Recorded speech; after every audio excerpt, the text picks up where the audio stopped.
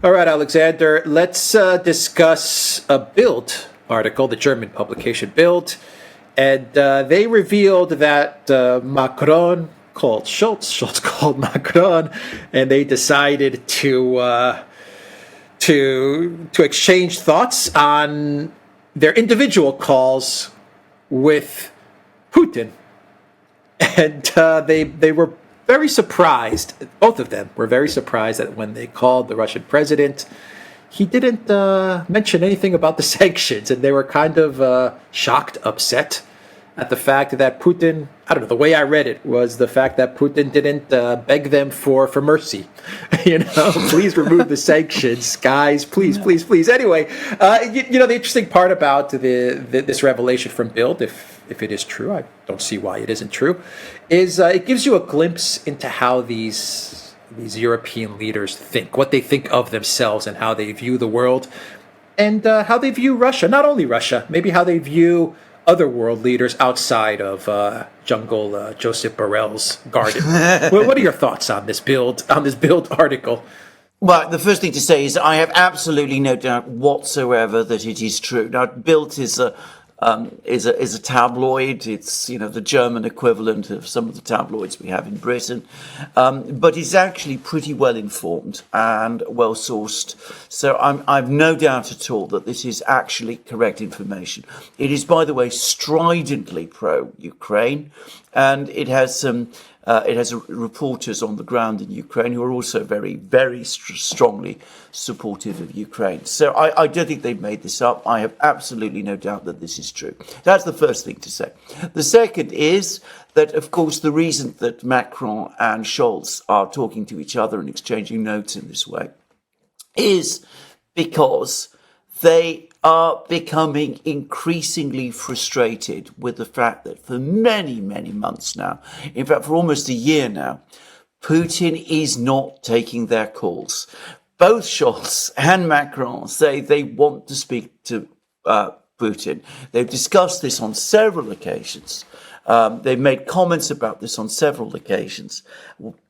The fact is, they're making one attempt after another to try to get through to Putin. It turns out, so has the White House. The White House, Biden himself has been trying to call Putin, or at least on one occasion, and it seems that Putin is just rejecting all calls from Western leaders at this time. And they're getting very frustrated and alarmed about this. And Macron and Scholz had clearly this discussion, and they compared notes. And shock, horror, what they discovered is that all this effort that they've put into putting the sanctions together, all these huge sanctions packages, all the arguments, all the acrimony, all the enormous costs that they've, endured, the loss of the Russian energy, the loss of the Russian market, the problems with the European businesses, all of that has achieved absolutely nothing. Because whenever they have managed to speak to Putin, he never talks about it. He says, he's not interested or affected or bothered about the sanctions at all. Now, why should he be? We've just had some more economic data coming up from Russia. Siluanov, the finance minister, says that Russia's now anticipating economic growth, GDP growth of 2.5%. This year. The Russian economy is surging. Manufacturing is expanding at double-digit rates. Every day we get more news of more factories opening. There's been an uptick in inflation, but that's likely going to come down in a few months. Why would Putin want to discuss the sanctions? And as you absolutely rightly said, these two people and all the other European leaders, the self-appointed, self-declared, self-proclaimed masters of the universe, have discovered that they're actually the emperors without clothes. Yeah. Does this reaction from Putin surprise you? Does it maybe hint at the fact that Putin is, I don't know, it seems like maybe Putin was confident in the Russian economy going into this? I mean, okay, the sanctions war was pretty tough. I mean, they threw everything at Russia. They continue to try and find ways to sanction Russia. But it does kind of reveal that Putin was confident about Russia's position going into this sanctions economic war, and we talk a lot about the actual frontline conflict in Ukraine, but probably above the actual conflict that's being fought on the ground, there's this very important, very aggressive economic war that is playing out, but was really played out in the first 3 months of the special military operation.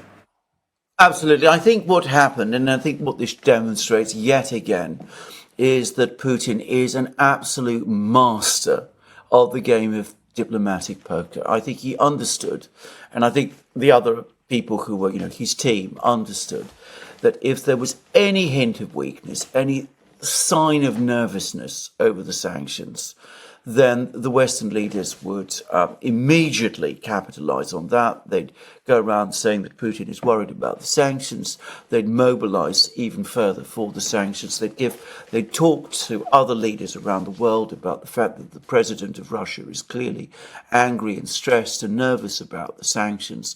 So Putin, absolutely correctly, took the decision, and his team took the decision, that he would never bring them up whatsoever. It was the cleverest, strongest thing that he could have done. Instead of arguing about the sanctions, instead of denouncing the sanctions, instead of criticizing the sanctions, he just didn't mention them.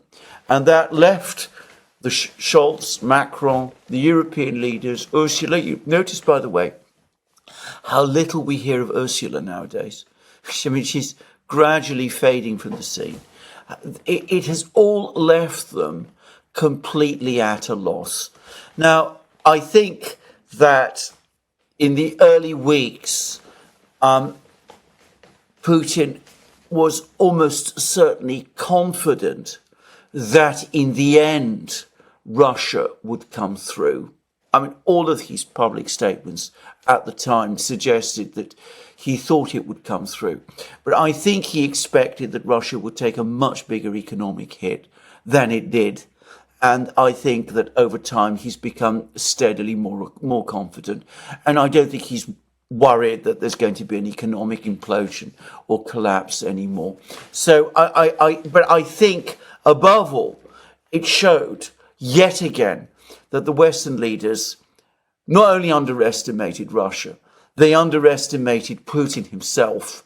They found themselves completely outplayed by him in these discussions, and they've gone away and they don't know what to do. What does this article tell you about Macron, Scholz, and the economic situation in Europe, in the EU? I was reading an article today about how the Netherlands is now officially in recession, Germany in recession. There was an interview with Scholz with Bloomberg yesterday, where Scholz said that Germany doesn't have the money for electricity subsidies, yes, for businesses and consumers like they had last year. We've talked at length about the problems in France, the problems that Macron is facing. The timing of this article from Bild, given everything that's happening in the European Union, what do you think is going on here? Yeah, it's a further sign of increasing nervousness and panic. And there's a very, very interesting article today, this morning, in the Financial Times, which says that there's now huge arguments about the European budget. The European Commission has come forward and has demanded another 86 billion euros on top of the existing budget, because the EU itself is running out of money. I'm talking about, the organisation. They're running out of money. There are gaps in the budget starting to appear. And in order... You mean the European Union? The European Commission. The ECB or... No. I'm talking, the Commission. So they're asking for a big increase in funding.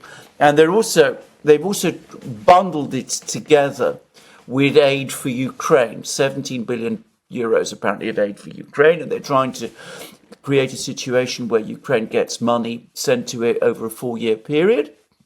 And there is no argument about this, and there is no agreement, because European governments are finding that their own finances now are becoming increasingly strained, as the word is. In other words, their deficits are growing.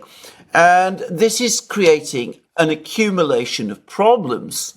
So Scholz, Macron, they're calling each other, they're saying, how do we get through to Putin? We can't get through to Putin. They say to each other, what is the effect of the sanctions on the Russians?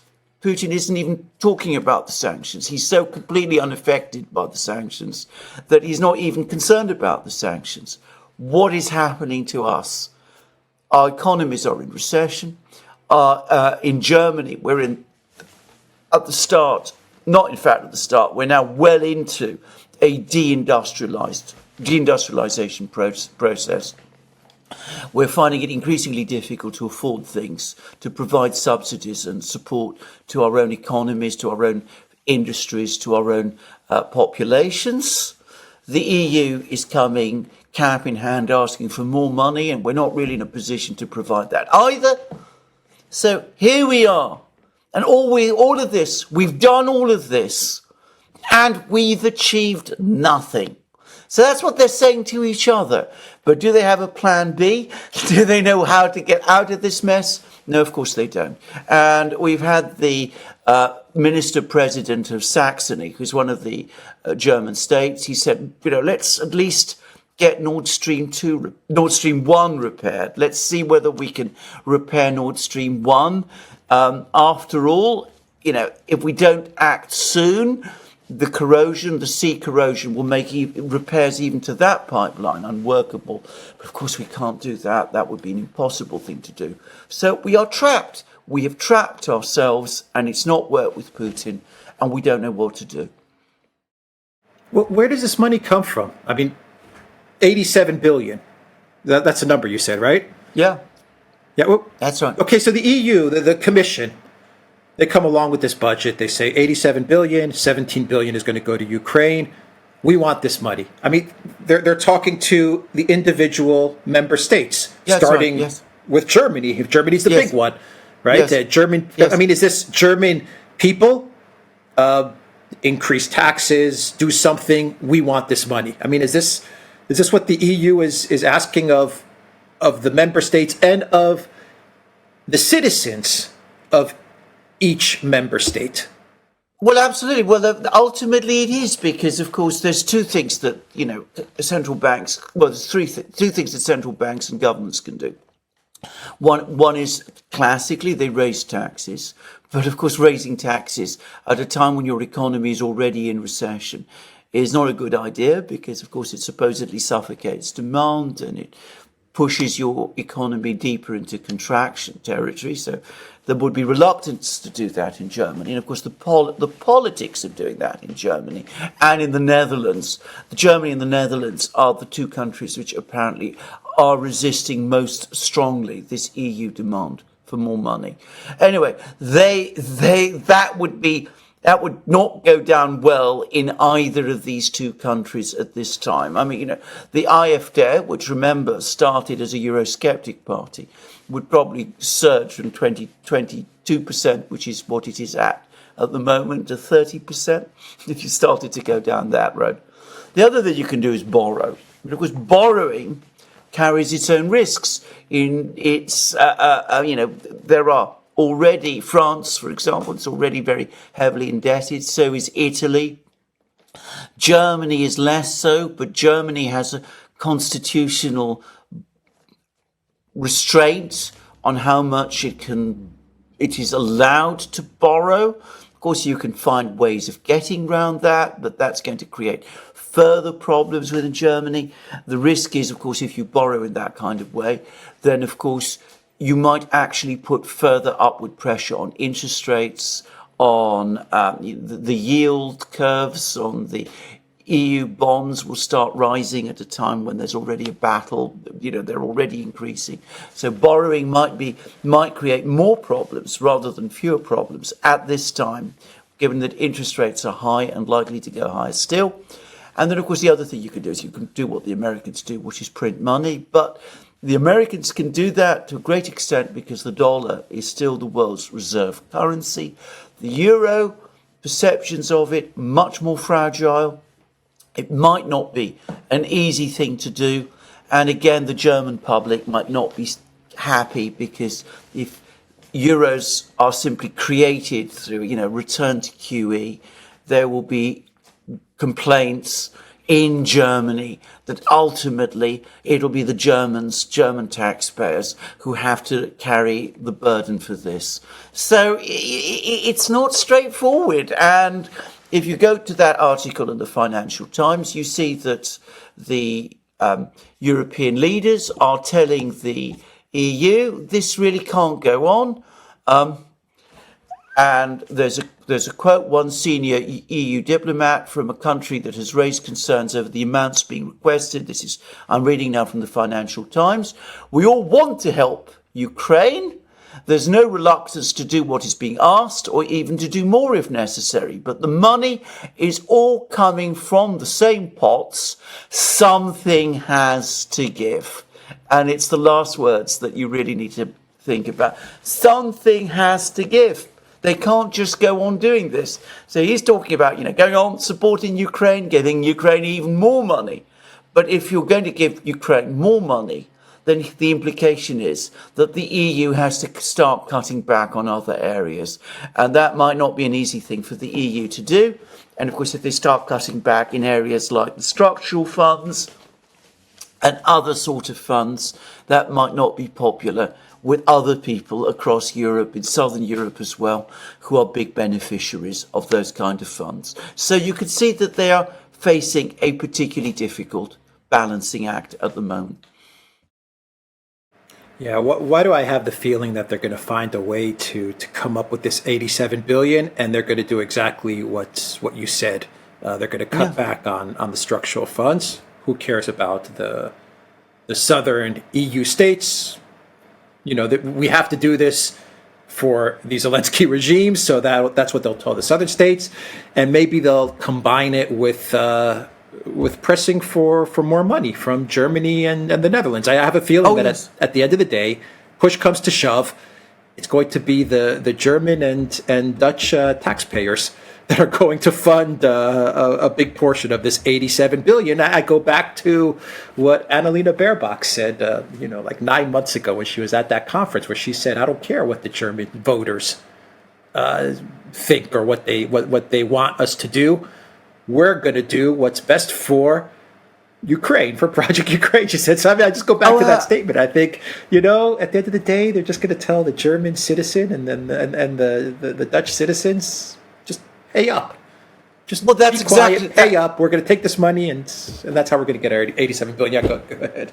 That's exactly what they've been doing ever since Merkel's time. It's what Merkel always used to do. And of course Scholz even more so. The Germans come along every time and they say, no, we can't do this. We can't give more money to the EU. We've got to make economies. We can't have QE. We can't have all of those things. And eventually the Germans always agree.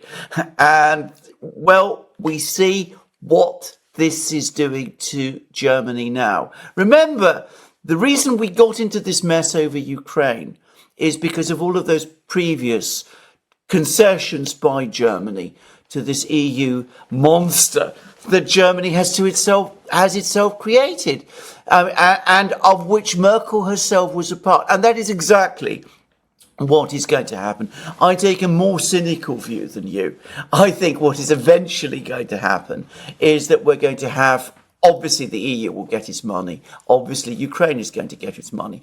I think there won't be any cutback on the structural funds either, not in any significant way, because doing that will undermine the coalition behind the EU, and it will weaken potential EU influence in all kinds of, the countries which might otherwise turn against it. So I think that one way or the other, the Germans will pay, and the Dutch and the Swedes and the Finns and all of those people who always say that they won't pay, they will pay. They will pay to keep this runaway train trundling along, and they will go on doing it until the train eventually crashes, which one day, of course, it will. In the meantime, Putin, who won't take their calls, and why would he want to take their calls? He's just had very productive telephone calls with people like Narendra Modi. He had a long call about with Narendra Modi. He's going to meet Erdogan in Moscow in September. He's talking to the people who really matter to him. He's going to China in October. Why should he waste his time talking to Macron and Scholz and all of those sort of people when they have absolutely nothing to say to him? Why waste his time at the G20? Why waste his time at the G20? Indeed, why waste his time at the G20 when for the Russians, and not just the Russians, Chinese, the Indians, the Brazilians, all of those countries, the place that really matters now is the BRICS. The expanded BRICS, which is starting to look like not just a rival to the G7, but the real G20, where the big decisions are going to be made. With the Saudis there, the Egyptians there, probably before long the Turks will want to join. They're all going to be there. So why waste time with the G20 when you have the BRICS, and who is going to be chairing the BRICS next year and hosting them in Kazan in Russia? Vladimir Putin, who is now been assigned the job of BRICS chair. He won't have the Europeans, he won't have to waste his time dodging meetings with Scholz and Macron and God help us, Rishi Sunak, and whoever is the president next year of the United States, presumably Biden still, or perhaps Kamala Harris. You won't have to dodge meetings with them. You can have productive discussions with all of these people in Kazan. And of course, Narendra Modi and Putin have just had a very warm, friendly conversation with each other. Yeah, one final question to wrap up the video. Are we past the point where, let's go back to the phone call from Bild. Macron, Scholz, they call Putin. They expect that Putin is going to beg for mercy. That's what they think is going to happen. Doesn't happen. Doesn't even talk about the sanctions. Are we past the point where Scholz or Macron calls up Putin and they beg Russia for mercy? They say, please, let's end Project Ukraine. Let's wind this thing down. Let's get Nord Stream 1 back on track. Let's get Nord Stream 2 back on track. Let's start rolling back the sanctions somehow in the next 5 or 10 years. I don't know. Let's start to mend fences. Are we past that point? Yes. I think perhaps they're hoping that they can actually find some way of patching things up with the Russians in some form. I mean, we've talked about this. I've talked about this extensively on my channel about the fact that there's a kind of diplomatic outreach from the United States, some people in the United States going on. The point people always forget whenever I discuss this is that I always make the point that the Russians are showing no interest in it. And we've had more comments about this now from Lavrov, the Russian foreign minister. And he says, how can we trust the Germans and the French? Lavrov actually said this. Macron has actually contacted the Russians, or tried to contact the Russians, and has said that he wants to act as a mediator between Russia and Ukraine. And the Russians have said, we can't accept you as a mediator. Firstly, what kind of a mediator can you be when you are supplying weapons all the time to Ukraine? That already immediately disqualifies you from being a possible mediator. But secondly, France has been a mediator before.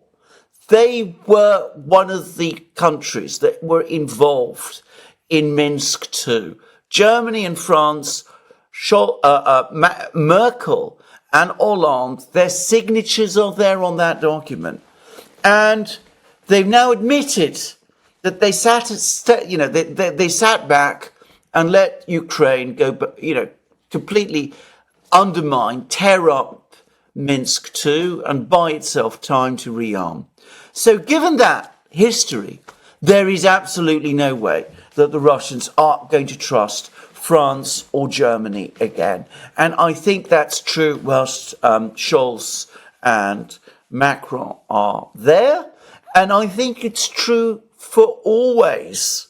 I don't think even if we have an AfD government in Germany or a Le Pen presidency in France, that the Russians will be looking to the French or the Germans to conduct mediation any further. If the AfD, might happen, become the government in Germany, most unlikely, but it's possible. If Le Pen becomes president of France, more likely, but we'll have to see. If that happens, yes, the Russians and the Germans and the French will make up in some way. But I think the Russians will always tell the French and the Germans, we're not having anything to do with you in relation to the issue of Ukraine. We can't trust you on that any further. And of course, when it comes to Scholz and Macron, I mean, even if Macron and Scholz come along and say, we're prepared to surrender unconditionally, which of course they never will, even then I don't think the Russians will trust them. Yeah. All right.